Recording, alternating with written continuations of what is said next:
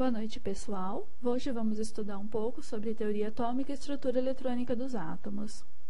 Por que nós tratamos teoria atômica e a estrutura eletrônica dos átomos de forma separada? Tem diferença entre essas duas coisas ou elas são sinônimos? Vamos analisar um pouco sobre alguns concursos que têm acontecido no Brasil, o do alto aqui da Federal do Oeste do Paraná, o de baixo da Federal do Vale de Jequitinhonha em Mucuri, e esse aqui do lado direito da Federal do Ceará, onde no primeiro e no segundo nós temos o tópico estrutura eletrônica dos átomos, e nesse terceiro nós temos no tópico 1 e 2, estrutura atômica e estrutura eletrônica dos átomos, sendo tratados de maneira distinta. Até aqui, o que a gente sabe sobre os átomos? Bom, são espécies constituídas por cargas positivas e negativas e neutras, sendo que as cargas positivas e neutras encontram-se no núcleo, em uma região densa e central. As cargas negativas encontram-se em torno desse núcleo, na chamada eletrosfera, segundo o modelo de Rutherford. Nós sabemos ainda que os átomos são a unidade fundamental da matéria e que são constituídos por prótons, elétrons e nêutrons. Mas, se todos os átomos são formados por essas três entidades fundamentais, prótons, nêutrons e elétrons, por que o sódio forma íons monopositivos, enquanto que o magnésio forma íons dipositivo, Mg2+, o enxofre forma íons dinegativo, S2-, e o cloro forma íons mononegativos? Se todos eles são constituídos pelas mesmas três entidades, pelas mesmas três partículas, por que cada átomo tem um comportamento diferente? Por que cada átomo perde ou recebe essas cargas negativas de forma diferente? Além disso, por que nós temos alguns compostos com fórmulas semelhantes e estados físicos diferentes?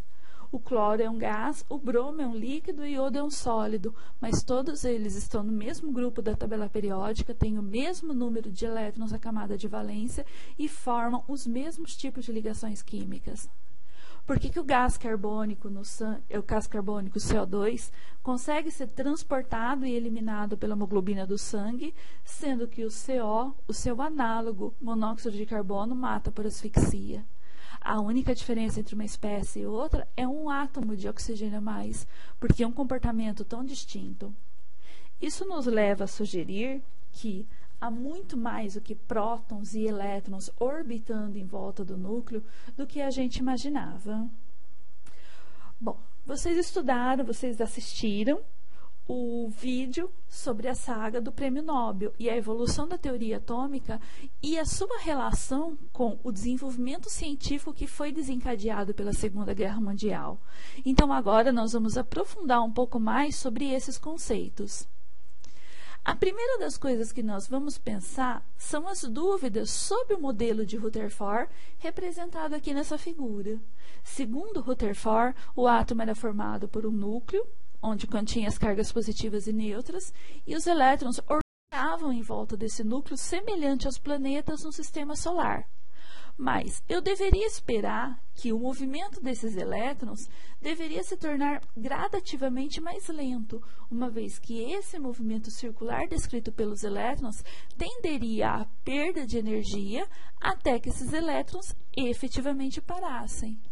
Além disso, por que os elétrons deveriam se mover nessa órbita em torno do núcleo? E, o último e mais intrigante, como os elétrons têm carga negativa e os núcleos têm carga positiva, eu esperaria que estas duas cargas se atraíssem mutuamente. Como esses elétrons estão girando em órbita em torno do núcleo, eles deveriam descrever um movimento em espiral até a colisão destes com o núcleo. Essa seria a implosão da matéria e o fim de tudo que a gente conhece. Como a gente sabe que o mundo ainda não acabou, então nós podemos supor de que, embora essa energia, essa atração entre cargas opostas exista, e a gente sabe que essa força eletromagnética é uma coisa que existe no nosso mundo, no mundo que nós conhecemos, essa força eletromagnética ela é vencida por alguma razão quando a gente trata da estrutura eletrônica dos átomos. E a gente vai entender um pouquinho mais sobre isso agora. A primeira das coisas que eu tenho que compreender quando eu começo a falar de teoria atômica é a radiação eletromagnética.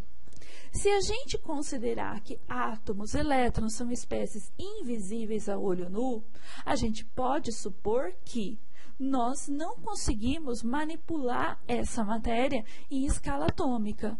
Então, nós precisamos de buscar evidências de como essa matéria se comporta quando ela é perturbada, como as espécies que constituem a matéria, os átomos, íons, moléculas, se comportam quando eles são perturbados por uma dada perturbação. E uma dessas formas de perturbar a matéria, buscando resposta, buscando evidências, é através da radiação eletromagnética. Bom, a gente sabe que até a época de Newton, no século XVII, acreditava-se que a luz fosse formada por minúsculas partículas, chamadas de corpúsculos, emitidas por fontes de luz. Dessa época até o final do século XIX, os cientistas tentaram caracterizar melhor a luz, sempre levados a compreender que esta tem propriedades ondulatórias. Até que em 1887, Hertz mostra de maneira irrefutável que a luz se comporta como uma onda. Então, abandonou-se a ideia de que a luz era constituída por partículas, comprovando que a luz tem características de onda. E isso foi possível por causa dos fenômenos de difração que a luz exibe. Bom, pela definição, a radiação eletromagnética vai ser o produto dos campos eletromagnéticos oscilantes que atravessam um vácuo a 3,0 vezes 10 oitava metros por segundo. Vamos destacar algumas coisas dessa definição. Primeiro, o que é o campo elétrico e o que é o campo magnético?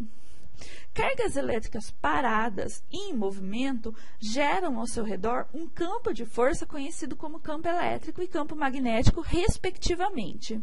Qualquer outra carga que entre em contato com este campo sofrerá o efeito dele. E isso vai se tornar útil para nós, tanto nas áreas ligadas à ciência, ou à medicina, ou ao dia a dia. Outra coisa que eu quero destacar dessa definição. Elas atravessam um vácuo. Isso quer dizer que a radiação eletromagnética ela não precisa de um meio para se propagar. Quando se propaga no vácuo, a sua velocidade atinge esse número que conhecemos como a velocidade da luz, 3,0 vezes 10 oitava metros por segundo.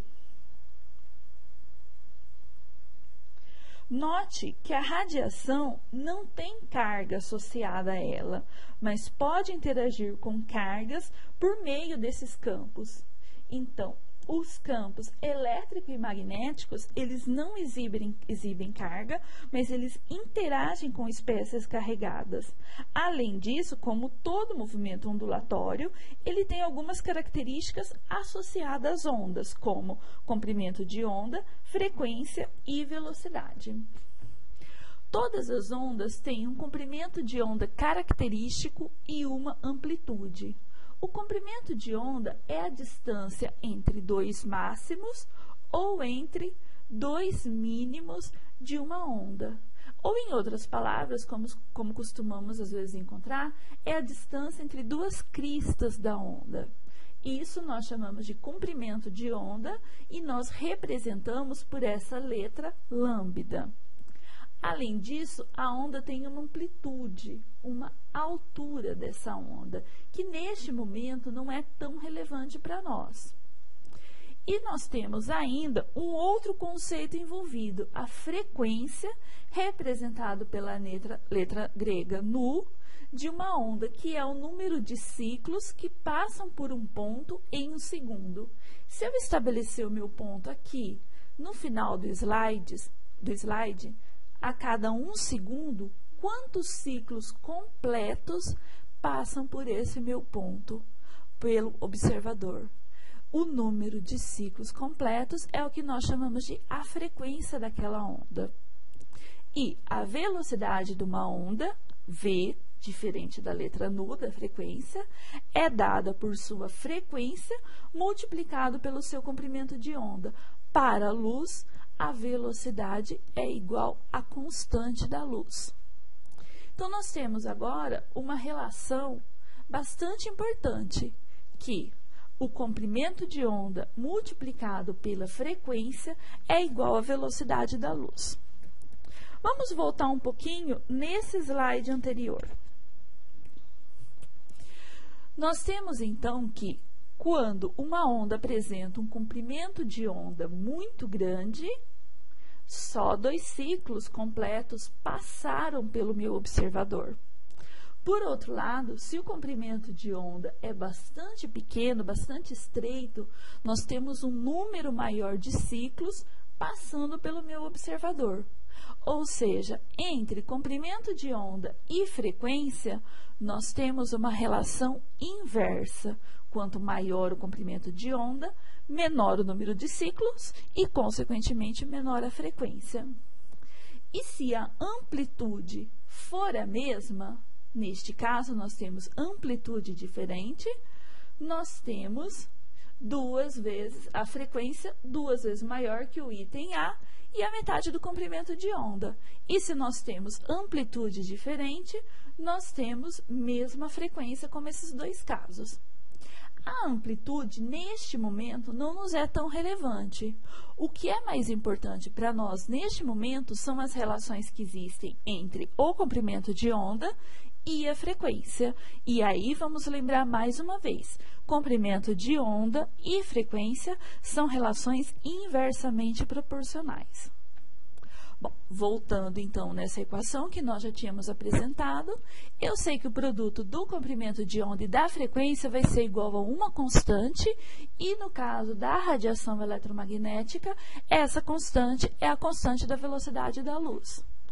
Ou seja, isso mostra, mais uma vez, que a relação entre um desses fatores e o outro tem que ser inversa, porque o resultado deste produto é uma constante. Bom, nós conhecemos a luz no nosso dia a dia de várias formas, e nós utilizamos a radiação eletromagnética em amplas utilidades no nosso dia a dia, em coisas mais comuns ou menos comuns. Nós temos, por exemplo, que a radiação eletromagnética, ela é expressa por um feixe, por uma faixa que relaciona o comprimento de onda e a frequência, que nós conhecemos como o espectro da radiação eletromagnética.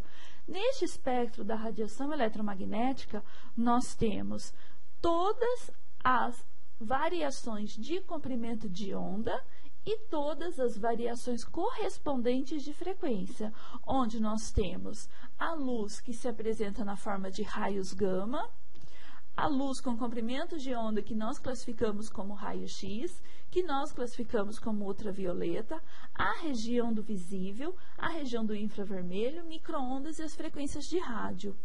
Observe que apenas essa faixa da radiação eletromagnética da luz é visível aos nossos olhos, é capaz de impressionar as nossas retinas.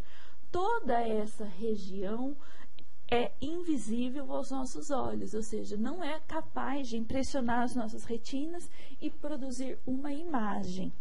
Nem por isso nós deixamos de utilizar essas radiações com determinados comprimentos de onda e determinadas frequências para o nosso dia a dia. Nós temos, por exemplo, a região de baixo comprimento de onda e, consequentemente, alta frequência, classificada como raios gama, que são usados para as reações nucleares, para as impressões nucleares. Nós temos a região de comprimento de onda de 10 a menos 11 a 10 a menos 8 aproximadamente, classificada como raio-x. Nós temos a região do ultravioleta, o infravermelho, que é a nossa fonte de calor em alguns momentos, micro-ondas, que nós usamos em nossas residências para aquecer alimentos, que é capaz de provocar rotações nas moléculas, e dessas rotações gera-se calor pelas quebras de ligações que aquece os alimentos. E ainda as frequências de rádio, desde as frequências do tipo FM, passando pelas frequências do tipo AM e OM. Se a gente observar nesse espectro da radiação eletromagnética, nós começamos a observar que o comprimento de onda ele aumenta em uma direção, enquanto isso a frequência diminui na direção inversa. Então nós observamos que a radiação eletromagnética com pequeno comprimento de onda apresenta alta frequência, e a radiação eletromagnética com alto valor de comprimento de onda apresenta baixa frequência comparado às frequências do tipo raios gama. Agora vamos pensar um pouquinho.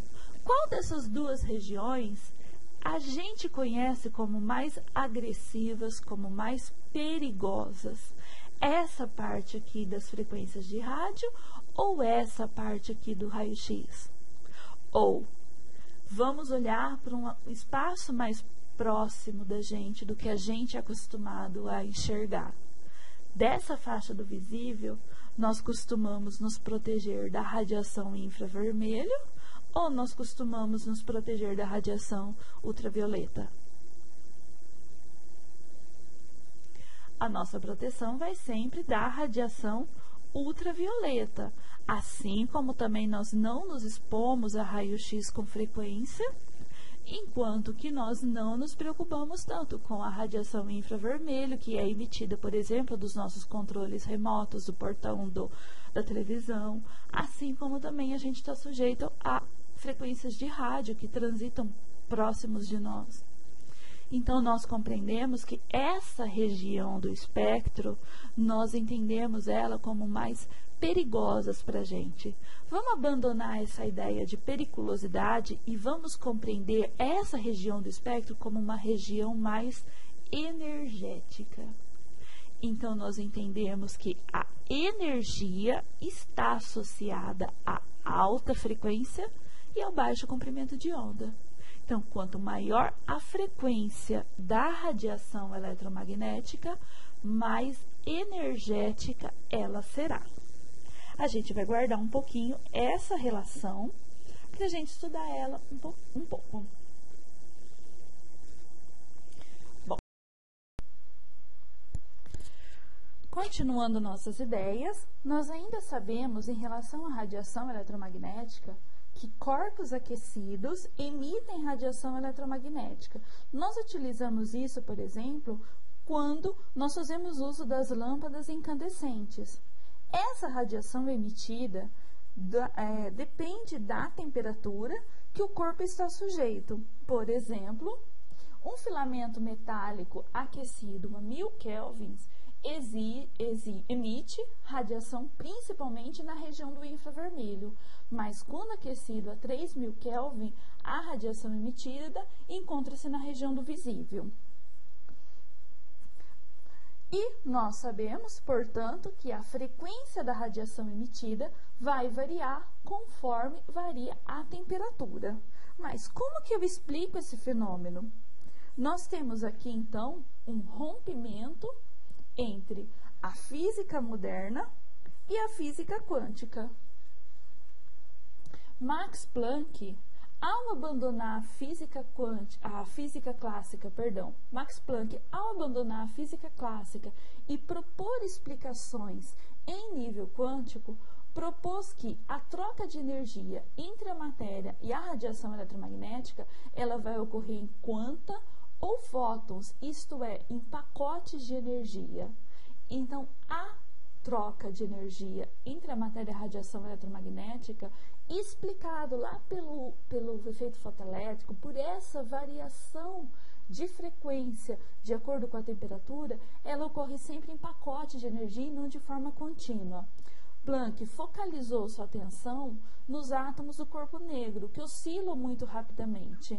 Sua ideia central era que quando esses átomos do corpo negro, e este nome corpo negro é pelo fato deles emitirem luz em qualquer comprimento de onda, não fazendo preferência a um determinado comprimento de onda, daí o nome corpo negro, a sua ideia era que quando esses átomos oscilam nessa frequência, eles só podem trocar energia com sua vizinhança em pacotes de energia.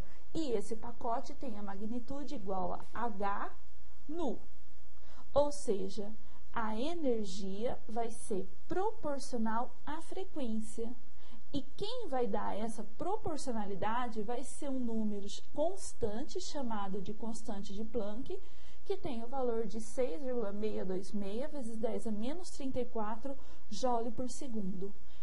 Max Planck recebeu, portanto, o prêmio Nobel por essa descoberta, por essa explicação baseada nos quanta ou nos pacotes de energia. A gente passa a ter agora uma relação entre a energia e a frequência da radiação eletromagnética. E nós sabemos que a frequência, ela vai estar inversamente proporcional, ela vai estar relacionada de forma inversa com o comprimento de onda da radiação eletromagnética. Então, novamente, nós podemos dizer que quanto maior o comprimento de onda, mais energética quanto maior a frequência, mais energética será a radiação eletromagnética. Outra evidência, outro fator bastante importante que podemos dizer é a explicação do efeito fotoelétrico, onde nós temos agora que a luz não se comporta de forma direta, mas na forma de pacotes de energia. Ou seja, o efeito fotoelétrico veio para dar subsídio, para fomentar essa explicação de Max Planck. Por que isso foi tão necessário? Por que nós precisamos de uma nova evidência para fortalecer uma evidência ou uma proposição de Max Planck? Porque essa observação, essa proposição de teoria de pacotes de energia, ela representou um rompimento entre a física clássica e a física quântica. A física clássica, baseada nas leis de Newton, nas leis do movimento, não restringia a transferência de energia entre um corpo e outro, enquanto que a física quântica, a física moderna, que nasceu da quantização da matéria, ela representa um limite, uma limitação à transferência de energia. Ela fala que agora isso não vai ser de forma contínua, mas vai ser na forma de pacotes. Bom, quem veio ajudar com essa explicação? Einstein e o efeito fotoelétrico. Diferente do que a gente pensa, o prêmio Nobel de Einstein não foi pela teoria da relatividade, e sim pela explicação do efeito fotoelétrico. O que a gente sabe sobre esse efeito?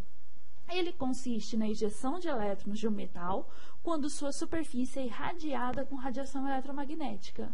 Então, eu incido radiação eletromagnética, eu incido luz sobre a superfície de um metal e observo o arrancamento de elétrons. É como se eu estivesse removendo essas partículas com a luz de uma lanterna, por exemplo. Naturalmente que essas partículas são elétrons, são invisíveis, então nós não estaríamos vendo essas partículas sendo arrancadas, e muitas vezes, nem sempre, a luz utilizada é muito mais do que uma lanterna. Bom, a gente sabe que os elétrons só são expelidos se uma frequência mínima é alcançada. Abaixo dessa frequência mínima, nenhum elétron vai ser expelido. E acima dessa frequência mínima, o número de elétrons expelidos depende da intensidade da luz. Vamos entender um pouquinho essas duas últimas frases. Bom, os elétrons só são expelidos se uma frequência mínima é alcançada. Não importa se eu incido uma luz de alta intensidade ou seja, uma luz muito forte, ou uma luz de baixa intensidade, ou seja, uma luz muito fraca. Se essa luz não tiver uma frequência mínima, esses elétrons não vai se observar ejeção desses elétrons. E depois que eu atingir essa frequência mínima, agora sim, quanto maior a intensidade da luz, mais elétrons vão ser arrancados.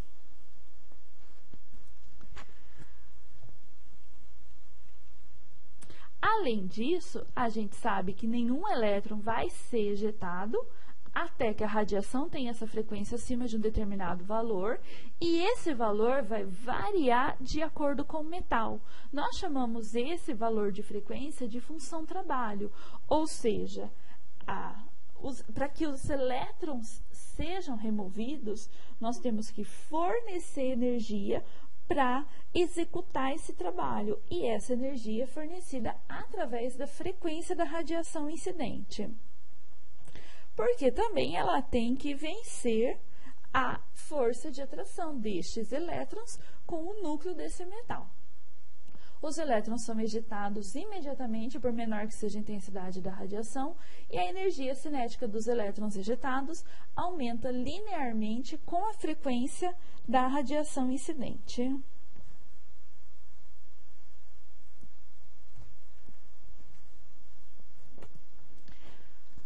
Bom, nenhum elétron. Vamos entender agora cada um dessas observações. Vamos agora discutir um pouquinho sobre cada uma delas.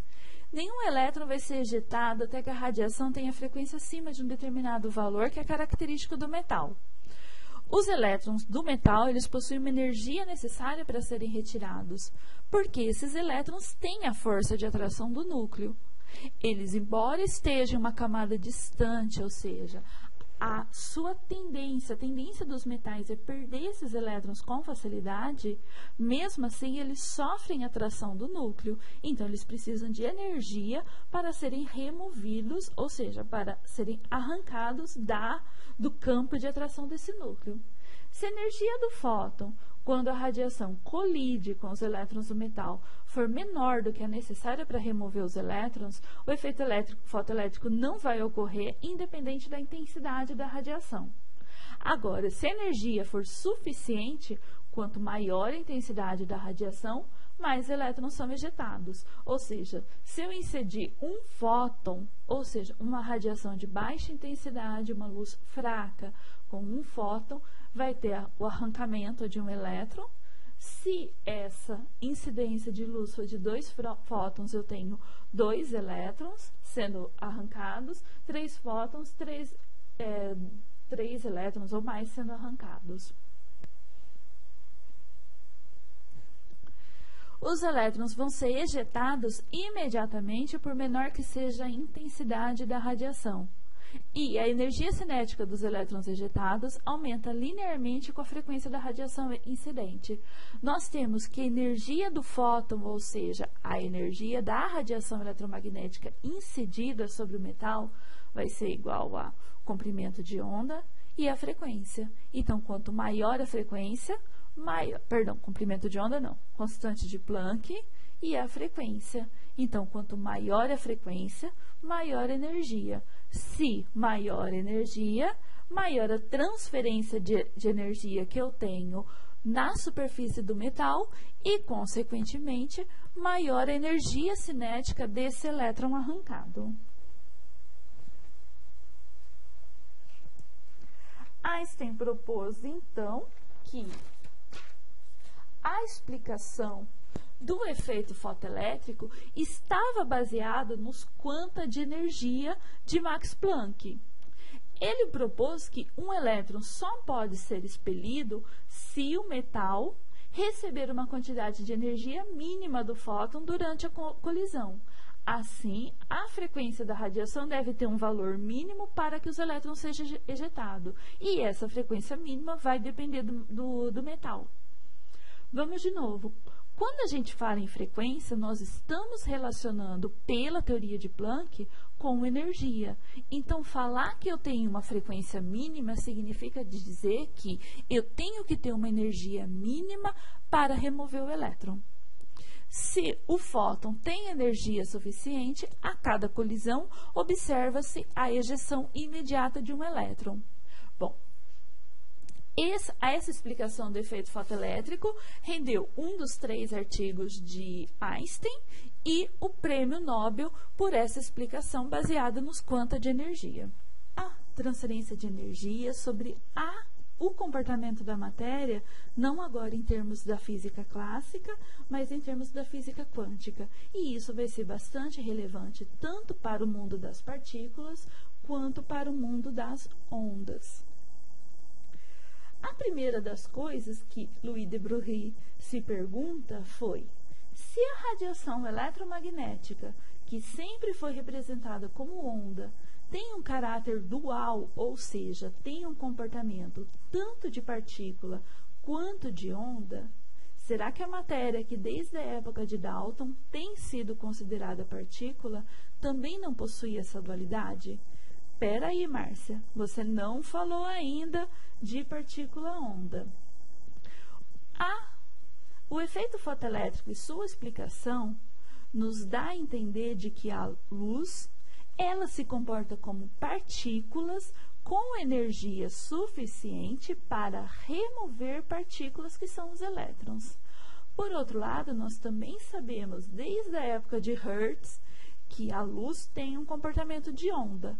E agora, a luz é uma partícula ou a luz se comporta como uma partícula ou a luz se comporta como uma onda?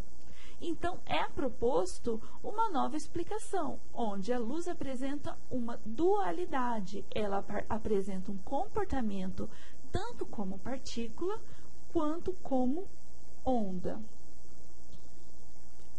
Louis de Broglie sugere, então, que todas as partículas também vai apresentar esse comportamento de onda, mas que o comprimento de onda vai ser inversamente proporcional à massa da partícula.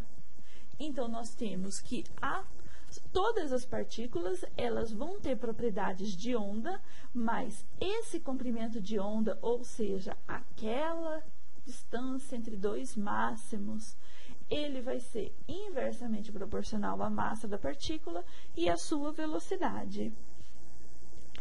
Esse comprimento de onda é igual à constante de Planck dividido pelo produto da massa e a velocidade, é chamada de relação de Broglie.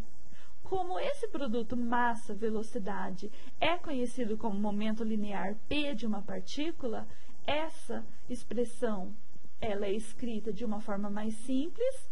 Comprimento de onda vai ser igual à constante de Planck sobre o momento linear, lambda é igual a H sobre P, e é chamado relação de Broglie. Bom, o que essa relação de Broglie vai querer nos dizer? Que toda matéria tem um comprimento de onda, seja um átomo, seja um elétron, ou seja ainda a bola de futebol. Mas esse comportamento de onda, ou seja, o comprimento de onda, como ele é inversamente proporcional à massa, isso no nosso mundo macroscópico é irrelevante. Mas no mundo de átomos e partículas, esse se torna bastante relevante. Vamos voltar à explicação que tem no nossa apostila, no nosso material escrito. Se eu tenho uma partícula com uma massa igual a 1 grama, por exemplo, uma pequena bolinha de gude, que viaja a velocidade de 1 metro por segundo, eu vou ter um comprimento de onda igual a 7 vezes 10 a menos 31 metro. Esse comprimento de onda a gente pode calcular usando essa relação. Calculamos o comprimento de onda, nós temos o valor da constante de Planck dividido pela massa vezes a velocidade, 1 grama vezes 1 metro por segundo. Um comprimento de onda de 7 vezes 10 a menos 31 metros é um comprimento de onda muito pequeno. Macroscopicamente, a gente observa o quê? Que essa partícula, que essa bolinha de gude, por exemplo, praticamente se desloca em linha reta, porque não é perceptível aos nossos olhos um comprimento de onda muito pequeno. Mas, e se eu considerar o elétron cuja massa é igual a 9,11 vezes 10 a menos 28 grama. Será que esse comprimento de onda é desprezível? Por isso que as bases da teoria quântica, ela vai ser muito mais aplicável ao mundo submicroscópico, à escala atômica, do que ao nosso mundo macroscópico. Embora os benefícios desse comprimento de onda associado às partículas sejam sentidos por nós em nível macroscópico. Mas um novo problema estava por vir.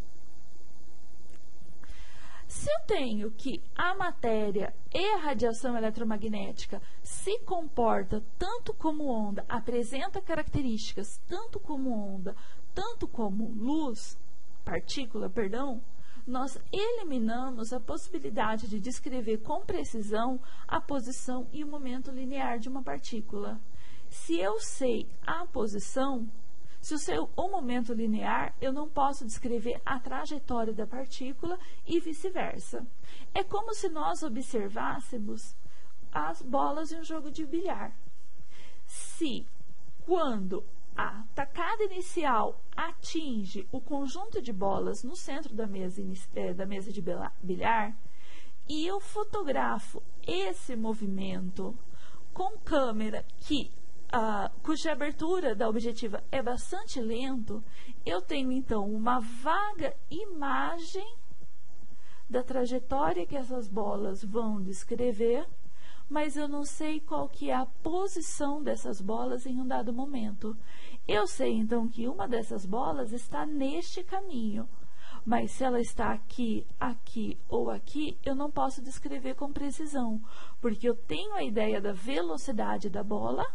Bom, ela percorreu, então, essa distância de tantos centímetros durante o tempo que foi da abertura da objetiva, que foi tantos segundos. Então, eu tenho noção da velocidade dessa bola, mas eu não posso descrever a sua posição. Por outro lado, se a abertura da objetiva é muito rápida, eu tenho uma ideia muito mais precisa agora da posição que as bolas estão ocupando quando a bola branca as atingiu, mas eu não tenho ideia da trajetória que elas descreveram para chegar até aqui. Eu perco essa informação. Então, agora, se eu tenho com precisão um desses fatores, eu tenho uma baixa precisão no outro fator. Isso foi chamado, então, de princípio de incerteza de Heisenberg, que vai expressar quantitativamente essa complementaridade, onde eu tenho uma incerteza na localização, expressa por ΔX, e uma incerteza no momento linear, expresso por ΔP. O produto dessas duas incertezas tem que ser maior ou igual que meio de H barrado, H cortadinho, que é chamado H barrado, que significa H sobre 2π, que é uma combinação muito útil em mecânica quântica, e o valor dele está representado aqui embaixo. Se isso aqui é uma constante, pensa, constante de Planck dividido por 2π, que também é uma constante. Se isso aqui é uma constante, eu tenho agora que este produto, para que este produto dê uma constante, se um valor desse é muito alto, o outro valor tem que ser muito baixo. Ou seja, quando eu tenho certeza de uma coisa, eu tenho uma alta incerteza na outra coisa. Se eu tenho uma grande certeza na localização, por exemplo, eu tenho uma alta incerteza no momento linear e vice-versa. Ou seja, agora eu não consigo mais descrever com precisão tanto a trajetória quanto a localização de uma partícula, seja ela um átomo ou um elétron. O que a gente sabe até agora? Vamos fazer uma recapitulação.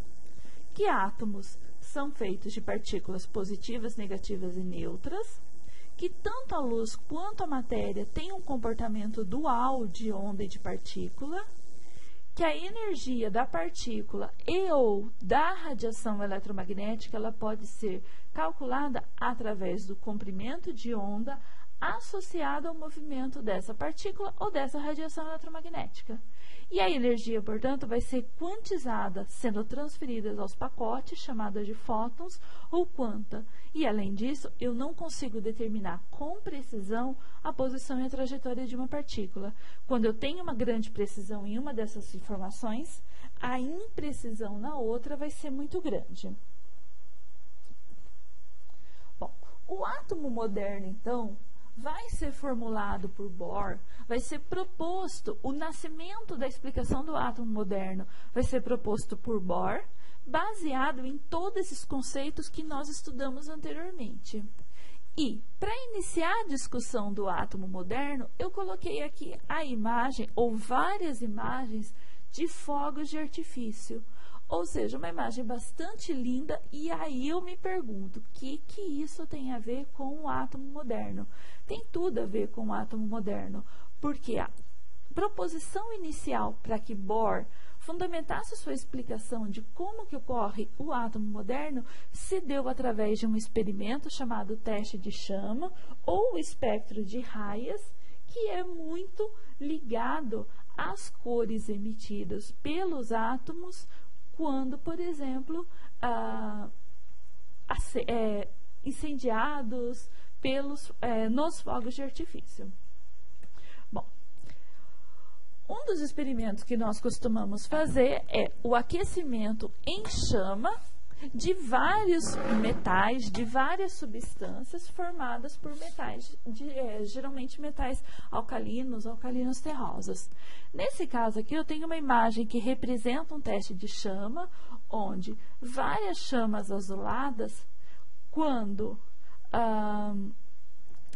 nós incidimos nessa chama, quando nós colocamos nessa chama uma determinada quantidade de uma substância, nós temos, então, a observação de colorações características: amarelo, alaranjado, vermelho, rosa, lilás e um roxo, um violeta aqui. Cada átomo, cada elemento químico vai ter uma cor característica no teste de chama. Bom, da onde vem essa cor característica? Nós sabemos que quando os átomos são, então, aquecidos ou submetidos a descargas elétricas, eles vão absorver energia e essa energia, em seguida, é emitida na forma de radiação.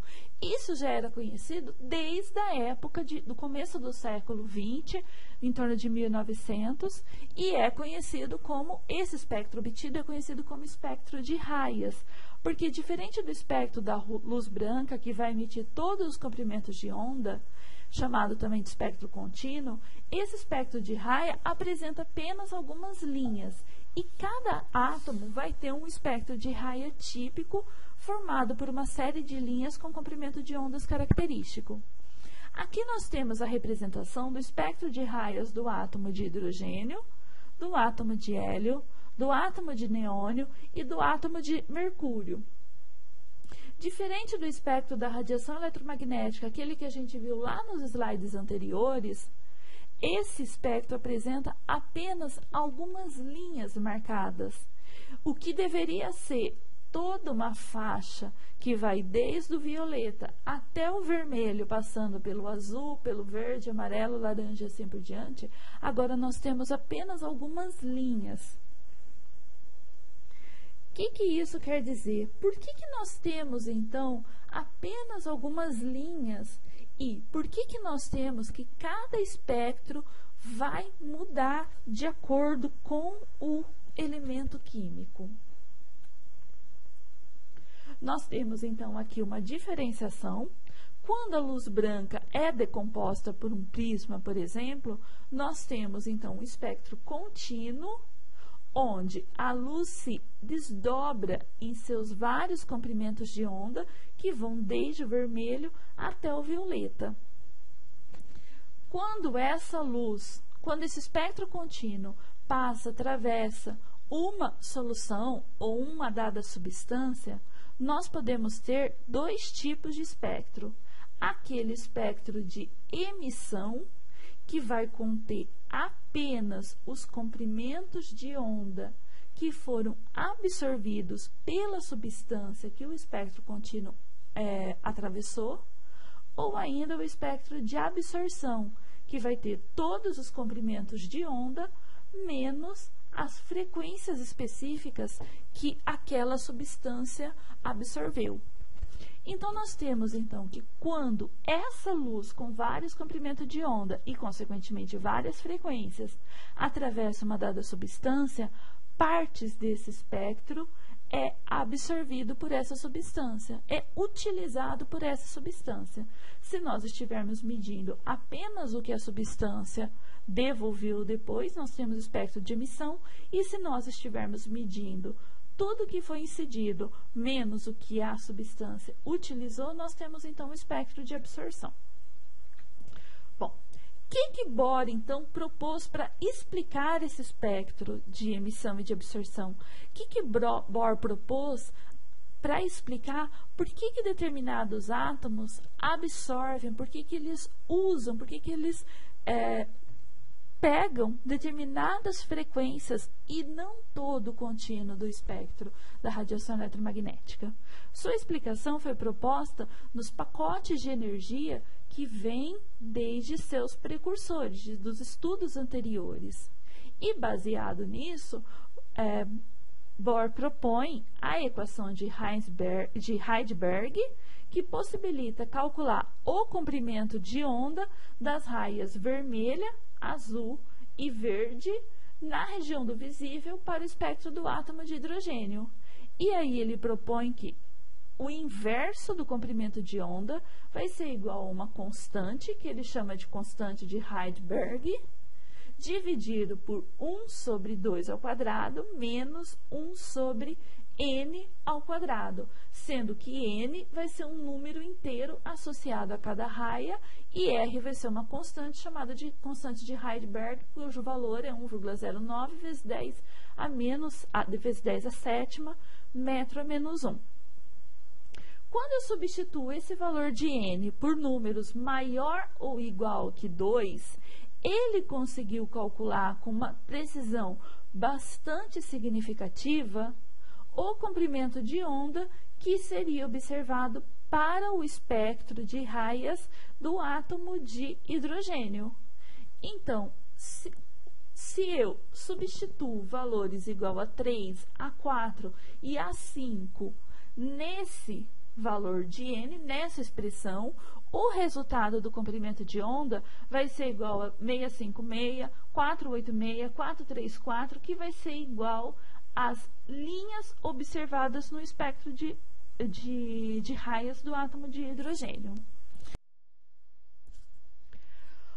Bom, nós falamos então sobre o espectro de raia e falamos sobre a equação de Heisenberg, que possibilita calcular o comprimento de onda das raias observadas no espectro do átomo de hidrogênio.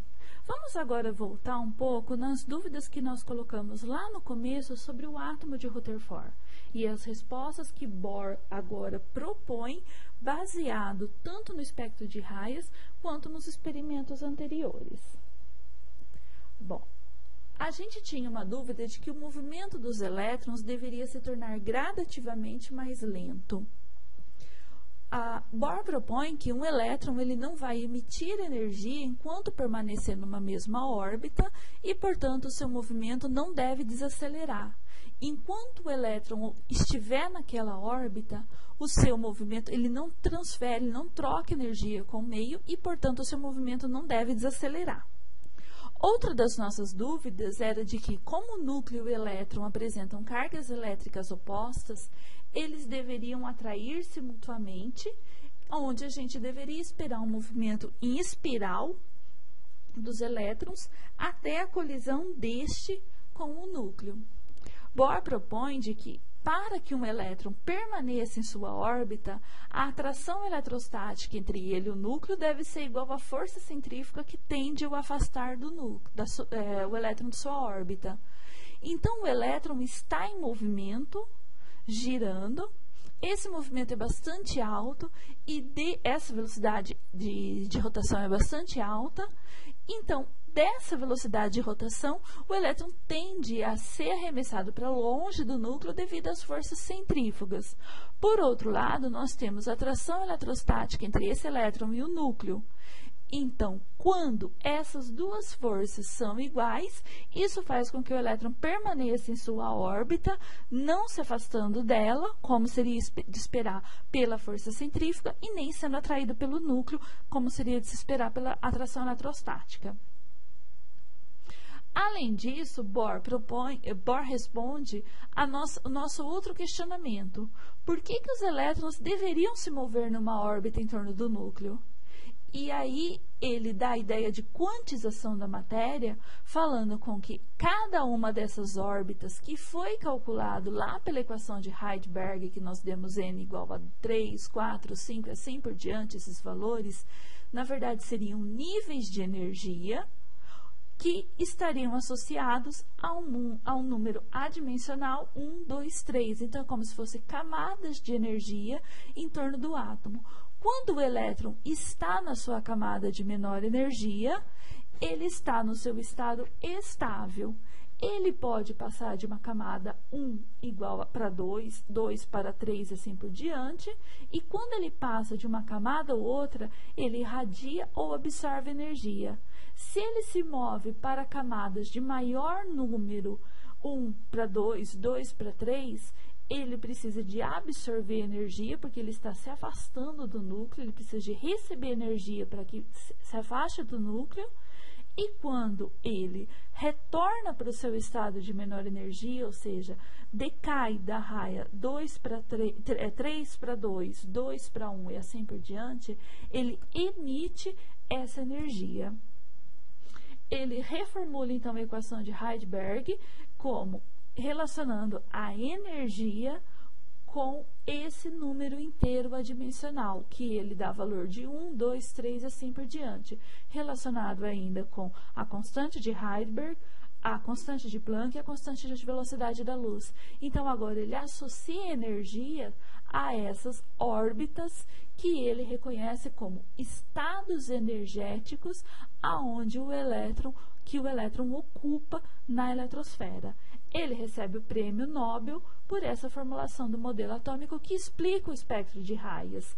Agora, voltando então nesse espectro de raias, para cada uma dessas linhas nós temos então um nível de energia associado ao modelo atômico de hidrogênio.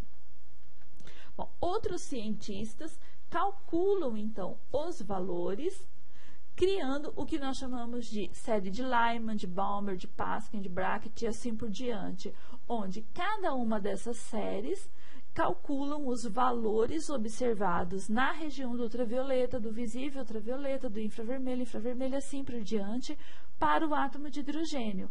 Ou seja, cada uma dessas linhas observadas para o átomo de hidrogênio tem um comprimento de onda associado a elas, e esses cientistas, usando agora a equação de Heisenberg e o modelo atômico de Bohr, eles calculam então esses valores. O que isso nos leva a crer dessas séries de Lyman, Balmer e assim por diante?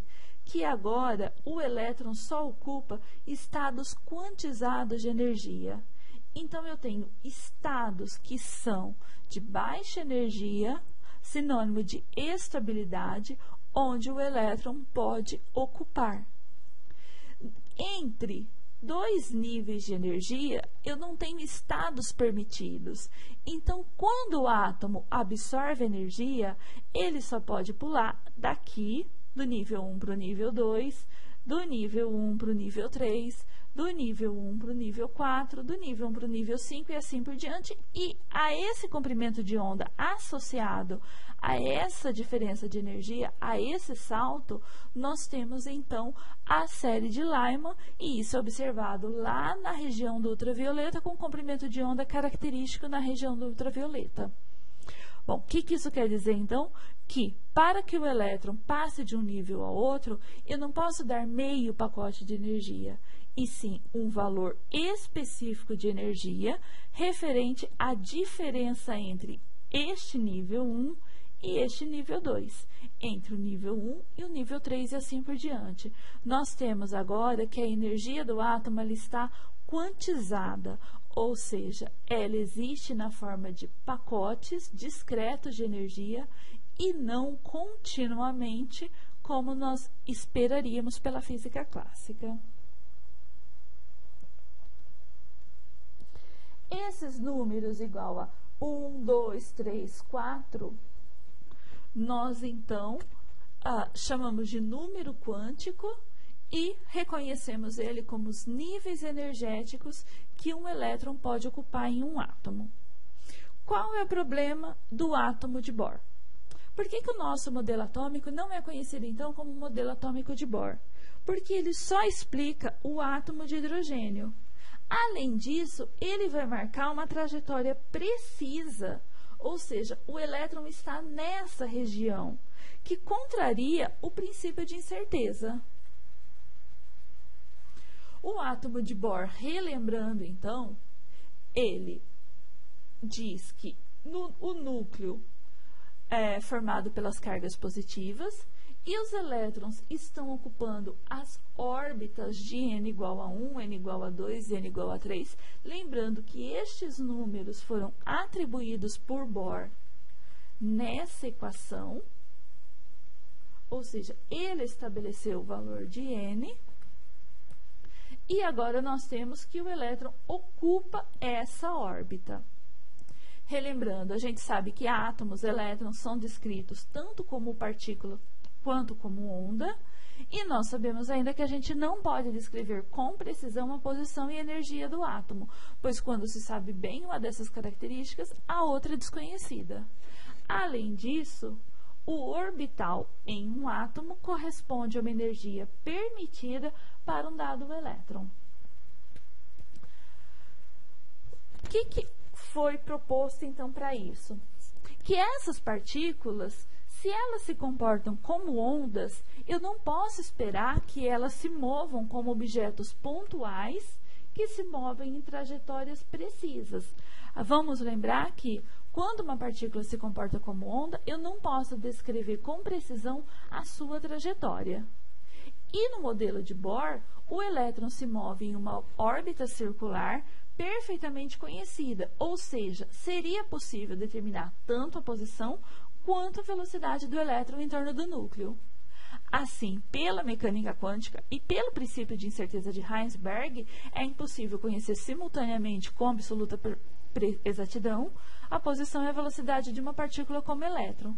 E este não ocupa, portanto, uma órbita bem definida, como proposto por Bohr, mas sim uma região do espaço onde existe a probabilidade de se encontrar o elétron.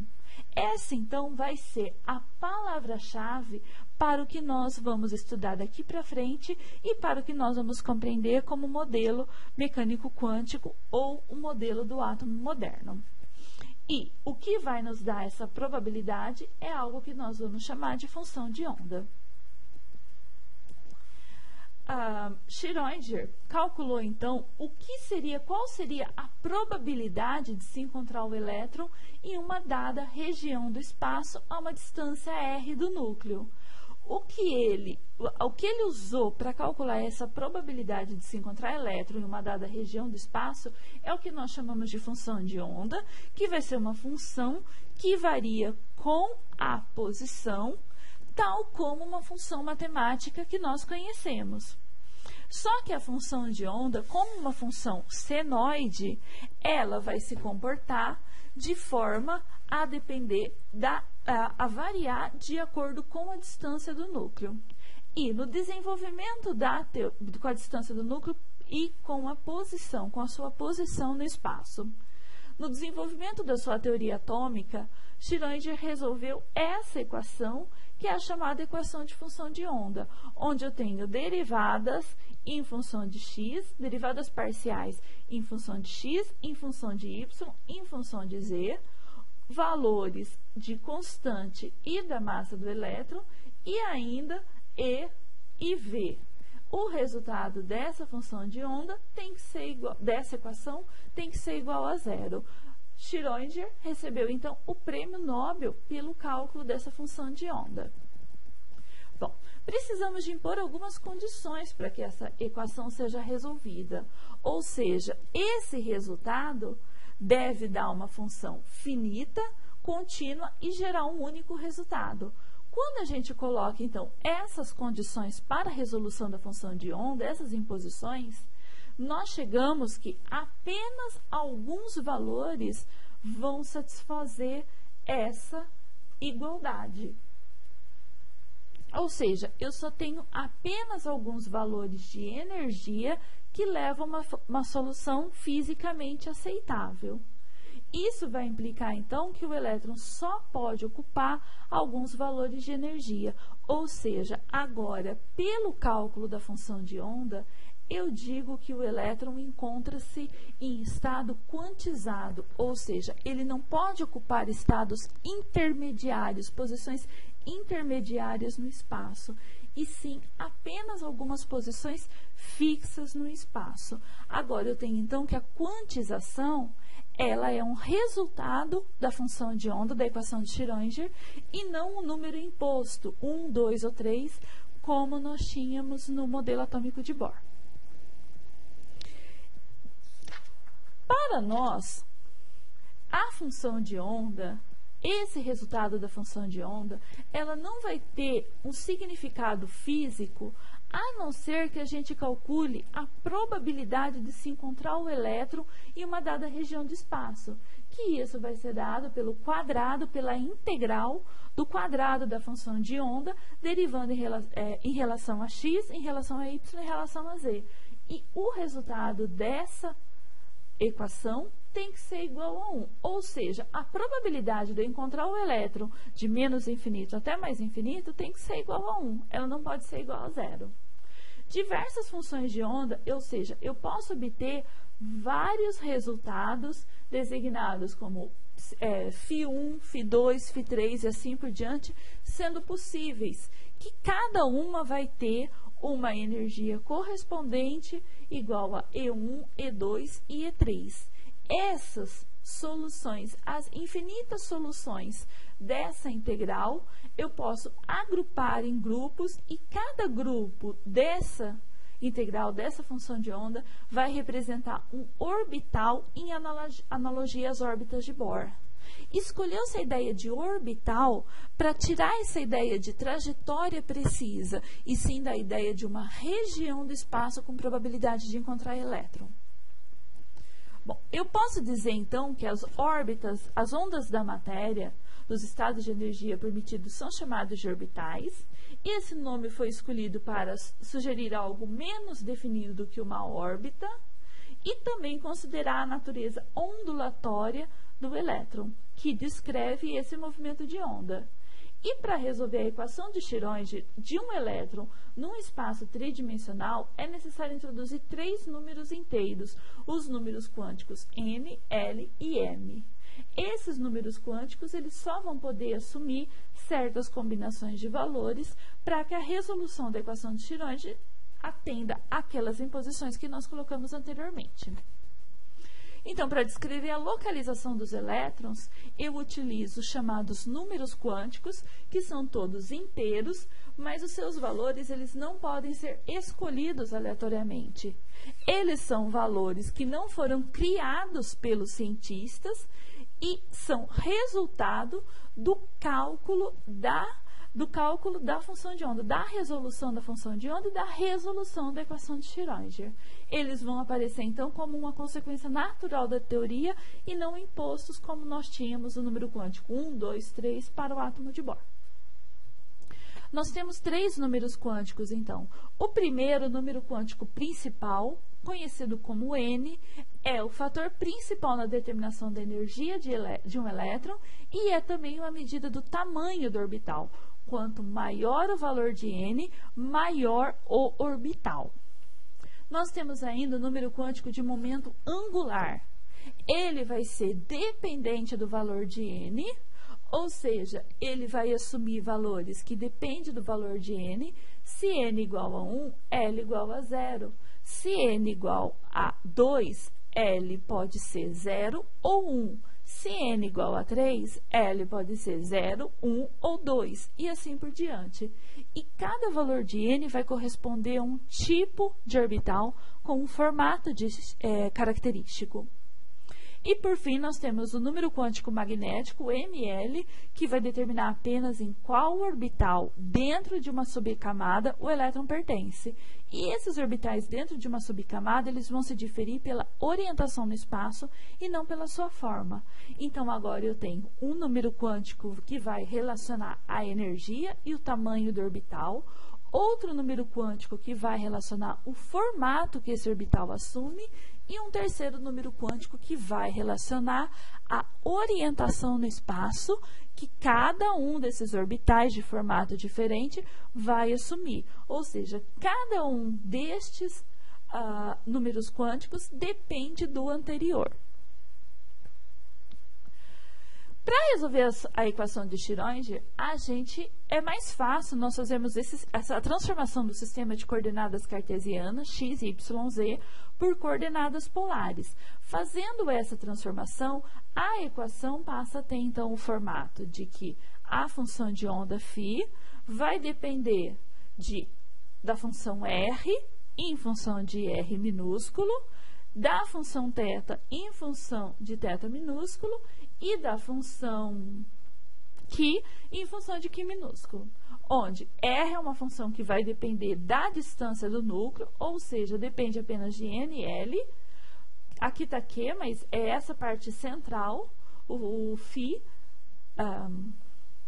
é uma função que depende da direção, ou seja, de M e de L, e essa última parte vai depender apenas de M. Desdobramos a equação, então, em duas partes, uma radial e outra angular, e resolvemos elas separadamente. No primeiro grupo, nós temos a probabilidade de encontrar o elétron de forma igual em todas as direções. Esse grupo ele vai ocorrer quando o segundo número quântico é igual a zero, ou seja, quando o número quântico L for igual a zero. Isso, L pode ser igual a zero, tanto para n igual a 1, quanto para n igual a 2, n igual a 3, n igual a 4 e assim por diante. O orbital, ou o conjunto de orbitais que pertence a esse grupo, ele vai ter um formato característico que vai ser chamado de orbital S. Essa função, então, ela depende apenas do raio. No segundo grupo de soluções da função de onda, essa vai depender tanto da distância do núcleo quanto da direção do espaço. Os orbitais desse tipo vão ocorrer quando o L, o segundo número quântico, vai ser igual a 1 e são chamados de orbitais P. Ele vai representar um conjunto de 3 orbitais exatamente iguais que se diferenciam apenas na orientação do espaço. Ou seja, os 3 orbitais dependem do raio, só que cada um depende também de uma dada orientação no espaço. Um em relação a x, outro em relação a y, outro em relação a z. Esses, então, vão ser chamados de conjunto de orbitais P. Quando que L pode assumir valor igual a 1? Quando n for igual a 2, quando n for igual a 3, quando n for igual a 4 e assim por diante. Então, nós temos agora 2 conjuntos de orbitais que dependem do segundo número quântico. E num terceiro grupo, nós temos que a solução da função de onda vai depender tanto da distância do núcleo quanto de 2 direções do espaço.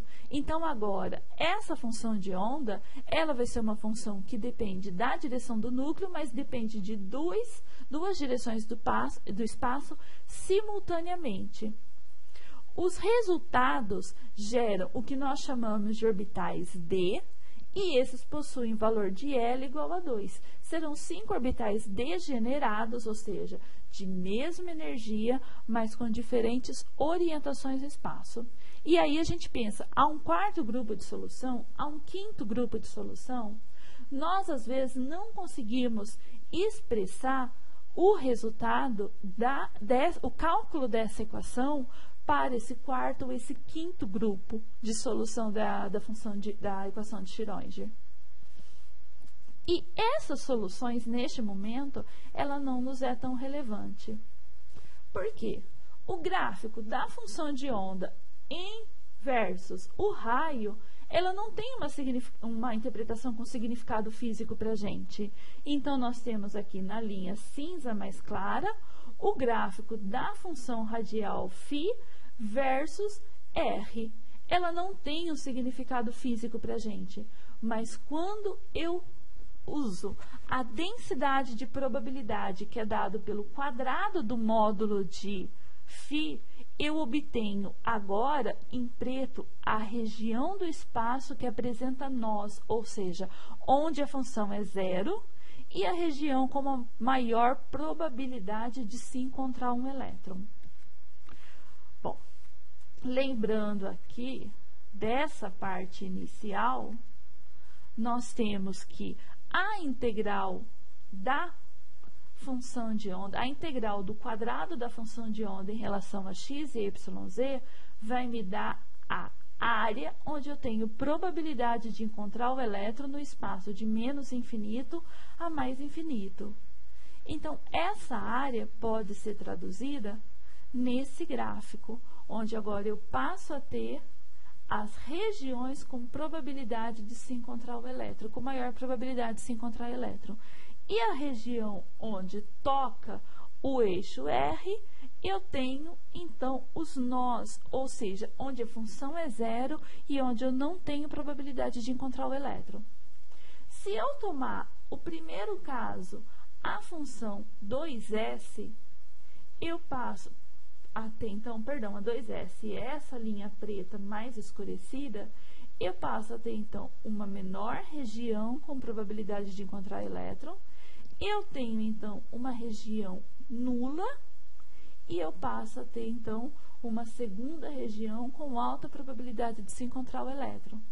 E se eu faço a resolução dessa função de onda, só que agora usando L igual a 1, eu passo a ter, então, um gráfico que expressa uma região com probabilidade de encontrar o elétron, que é essa linha cinza, que eu reconheço como orbital 2p. Esse gráfico continua tendo interpretação com significado físico para nós? Por enquanto, não.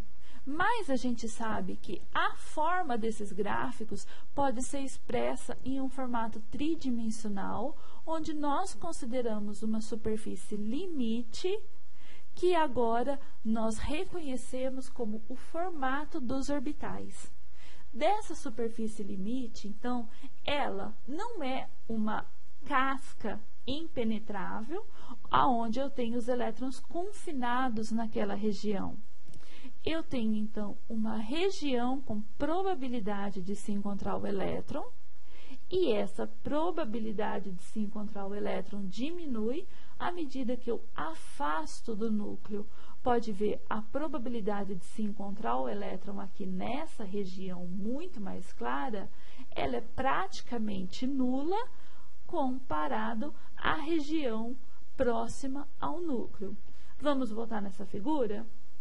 Eu tenho, então, que a probabilidade de encontrar o elétron, ela sai de um espaço pequeno, atinge um máximo e volta ao zero, ou seja, uma região onde eu não tenho probabilidade de encontrar o núcleo, onde eu chamo de nós, atingindo novamente o máximo e perto do núcleo, ou seja, menor raio, eu tenho probabilidade nula de se encontrar o elétron. Aqui nesse gráfico fica mais visível. À medida que eu afasto do núcleo, no núcleo não tenho probabilidade de encontrar o elétron, isso passa por máximos, e à medida que eu afasto do núcleo, essa probabilidade volta a diminuir. Nesse caso, eu tenho o primeiro dos orbitais, o orbital S, onde nós não conseguimos ainda observar aquela região do nó, mas eu observo que a probabilidade de encontrar o elétron diminui à medida que eu afasto do núcleo. Outra coisa, ela é a mesma em todas as direções. Lembra que o primeiro grupo da função de onda, ela dependia apenas do raio, ela não dependia de orientação no espaço. O que significa dizer que, independente da orientação no espaço, a probabilidade de encontrar o elétron é a mesma. No segundo grupo, chamado orbitais P, eram aqueles que dependiam do raio, mas também dependiam da orientação do núcleo, da orientação da função de onda, perdão. A orientação no espaço da função de onda. Ela vai gerar, então, 3 orbitais que estão orientados na região X, na direção x, na direção y e na direção z. O que esse orbital representa? Ele vai representar a região com maior probabilidade de se encontrar um elétron, sendo que no núcleo essa probabilidade vai ser nula, ou seja, eu não tenho agora probabilidade de encontrar o elétron no núcleo. Temos ainda os 5 orbitais que dependem do raio e de 2 direções no espaço ao mesmo tempo. São chamados orbitais D. Esses são os mais importantes neste momento para a nossa disciplina, porque nossa disciplina vai lidar com os metais de transição e os metais de transição vão usar os orbitais D para fazerem suas ligações químicas. O formato, então, de cada um desses orbitais, sejam orbitais D, orbitais P ou orbitais S, tem que estar bem claro na cabeça de vocês, alunos. Nós temos, então, 3 orbitais que existem, ou seja, onde eu tenho probabilidade de encontrar os elétrons entre os eixos x, y, entre os eixos x, z e entre os eixos y, z. Observa, entre os eixos eu tenho o lobo, ou seja, eu tenho a região com maior densidade eletrônica, a região com maior probabilidade de encontrar o elétron. E sobre os eixos, Márcia? São os nós da função de onda, são aquelas regiões onde eu não tenho probabilidade de encontrar o elétron. Os outros 2 orbitais D são 5, pelos cálculos da função de onda. O 4º orbital D vai ter a região com maior probabilidade de encontrar o elétron, não entre os eixos, como esses 3, e sim agora sobre os eixos. E um terceiro apresenta um formato diferenciado, porque ele, na verdade, esse daqui está orientado na direção XY, e esse daqui é o resultado da soma do X, Z e YZ.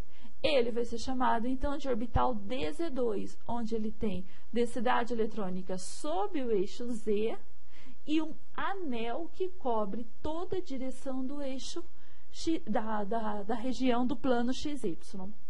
Esses 5 orbitais, então, compõem os orbitais D e são os principais, os mais importantes para essa nossa disciplina de Química Inorgânica. Tenho outros resultados para as funções de ondas, outros grupos de resultados para as funções de ondas. Temos os orbitais F e os orbitais G e assim por diante. Elas são resultados matemáticos. Então, nós temos os orbitais F, que são bastante importantes nos grupos dos lantanídeos, dos actinídeos, ou seja, aqueles elementos que encontram-se nas 2 linhas abaixo da tabela periódica. Temos ainda os orbitais G, que têm formatos bastante inusitados, porque os orbitais D dependem de 2 direções do espaço. Os orbitais F dependem de 3 direções do espaço. Os orbitais G têm outras características, ou seja, cada conjunto dessa solução da equação, ou seja, cada conjunto de orbitais, ele aumenta sua complexidade por incluir regiões no espaço diferenciadas onde eu tenho probabilidade de encontrar o elétron. Para finalizar, eu quero deixar com vocês alguma atividade de reflexão e algumas atividades para a finalização dessa disciplina. Eu comecei ela perguntando por que o sódio forma íons positivos, enquanto que o magnésio forma íons dipositivos, o enxofre forma íons dinegativos e o cloro forma íons mononegativos. Ou seja, por que determinados tipos de elementos químicos, determinados tipos de átomos tendem a perder tendem a perder 2 elétrons, ou tendem a receber tendem a receber 2 elétrons. Ou seja, por que os elétrons não são perdidos da mesma forma? Porque a energia necessária para arrancar um elétron de um átomo não é a mesma que a energia necessária para arrancar o elétron de outro átomo e assim por diante. Um pouco mais avançado em relação a isso, eu pergunto por que alguns compostos com fórmulas semelhantes apresentam estados físicos diferentes, como o cloro é um gás, o bromo é um líquido, o iodo é um sólido e assim por diante. Por que o gás carbônico, o CO2, consegue ser transportado e eliminado pela hemoglobina do sangue e seu análogo monóxido de carbono mata por asfixia? Essa pergunta nós vamos responder ao longo dessa disciplina. E outras 3 perguntas que vocês conseguem responder após essa discussão é: por que átomos diferentes emitem cores diferentes durante o teste de chama? O que expressa um orbital? E qual é a diferença entre o modelo atômico de Bohr e o modelo de Rutherford? E ainda, qual a diferença entre este modelo de Bohr e o modelo mecânico quântico? Com isso, nós finalizamos a nossa revisão sobre teoria atômica e estrutura eletrônica dos átomos, e eu peço que vocês leiam com bastante atenção o roteiro, o texto base que gerou essa videoaula e execute tanto essas atividades de finalização quanto as atividades postadas na plataforma.